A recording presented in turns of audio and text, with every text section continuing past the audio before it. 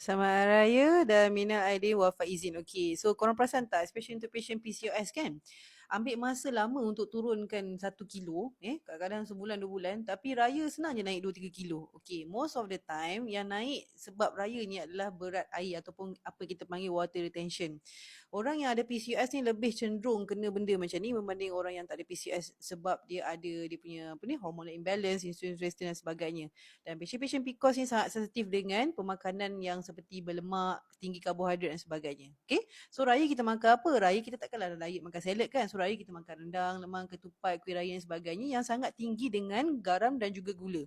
Okay, all those things, pemakanan yang kita sebutkan ni akan menyebabkan water retention ataupun apa kita panggil macam pengumpulan air lah, pengumpulan air. So kidney kita tak rembes, orang kata tak keluarkan air dengan betul. Okay, dan water retention tu ataupun pengumpulan air tu boleh terjadi pada muka, so muka kita nampak puffy, dekat perut nampak mucet dan sebagainya. Okay, so untuk patient PCOS dia sensitif benda macam ni.